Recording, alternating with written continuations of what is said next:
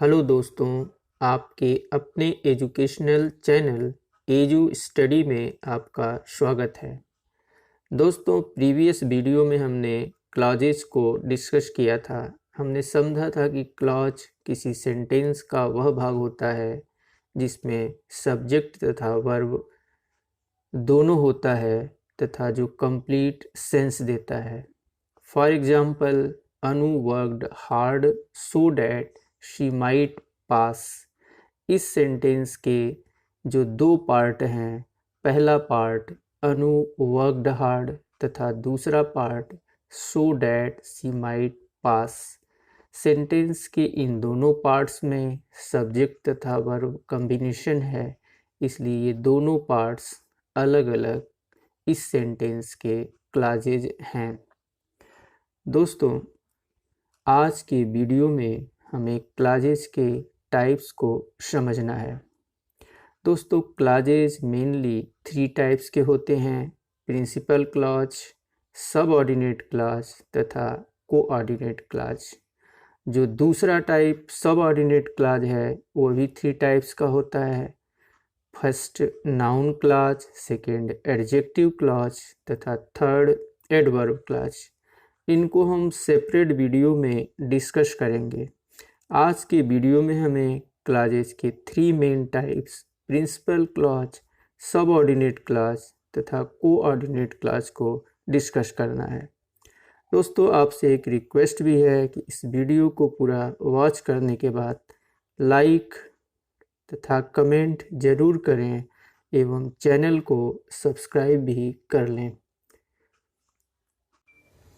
अब हम क्लॉजेस के इन 3 टाइप्स को एग्जाम्पल्स के द्वारा समझेंगे। Ravi said that he would win a prize. इस सेंटेंस के 2 क्लॉजेज हैं। फर्स्ट रवि सेड तथा सेकेंड क्लॉज है that he would win a prize.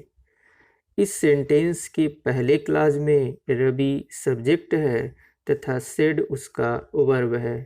दूसरे क्लॉज में दैट एक सबऑर्डिनेटिंग कंजंक्शन है तथा उसके बाद सब्जेक्ट व वर्ब है। दूसरे क्लॉज में सब्जेक्ट रवि द्वारा कही हुई बातें हैं, अर्थात हम यह भी कह सकते हैं कि दूसरा क्लॉज पहले क्लॉज पर डिपेंड कर रहा है। अतः पहले क्लॉज को हम प्रिंसिपल क्लॉज या मुख्य उपवाक्य तथा दूसरे क्लॉज को सबऑर्डिनेट क्लॉज या आश्रित उपवाक्य कहेंगे। दूसरे शब्दों में जिस क्लॉज के साथ सबऑर्डिनेटिंग कंजंक्शन होगा या रिलेटिव प्रोनाउन होगा उसे सबऑर्डिनेट क्लॉज कहा जाएगा। एक प्रिंसिपल क्लॉज तथा सबऑर्डिनेट क्लॉज से मिलकर कॉम्प्लेक्स सेंटेंसेस फॉर्म होते हैं, अतः यह सेंटेंस एक कॉम्प्लेक्स सेंटेंस होगा। अब आइए एक और एग्जाम्पल लेते हैं। God made the country and man made the town. इस सेंटेंस में भी 2 क्लॉजेज हैं। पहला क्लॉज है गॉड मेड द कंट्री और दूसरा क्लॉज है and man made the town.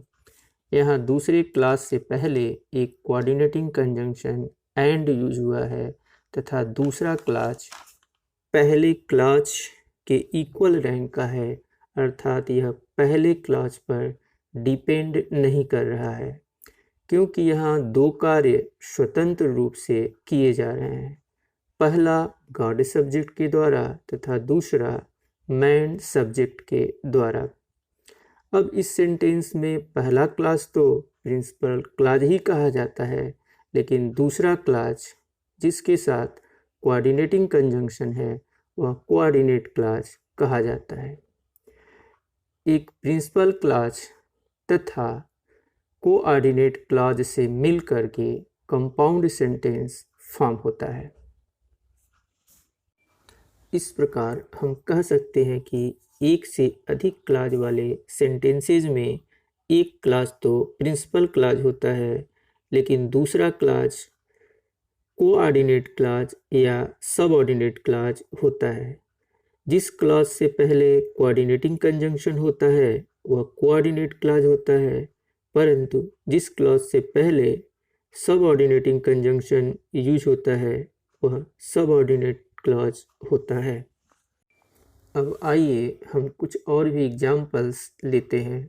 First, I would fly in the sky if I were a bird. इस सेंटेंस में प्रिंसिपल क्लॉज है आई would fly in the sky और subordinate clause है if I were a bird. इसके साथ subordinating conjunction if है और यह एक कॉम्प्लेक्स सेंटेंस भी है। इस सेंटेंस को हम ऐसे भी कह सकते हैं कि if I were a bird I would fly in the sky. Next example, Ravi worked hard but he failed. इस सेंटेंस में प्रिंसिपल क्लॉज है रवि वर्कड हार्ड और कोऑर्डिनेट क्लॉज है बट ही फेल्ड, क्योंकि इसके साथ कोऑर्डिनेटिंग कंजंक्शन बट है और यह सेंटेंस एक कंपाउंड सेंटेंस है।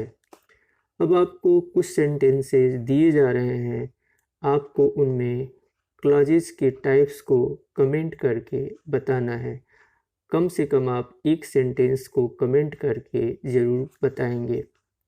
First sentence, keep attention what your teacher says.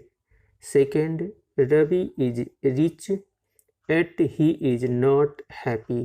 Third, the sun rose and darkness disappeared. Fourth, his uncle said that he would come next year. तो इस प्रकार हमने clauses के टाइप्स को समझ लिया है। अगले वीडियो में हम नाउन क्लॉजेस को डिस्कस करेंगे। Thanks for watching edu study.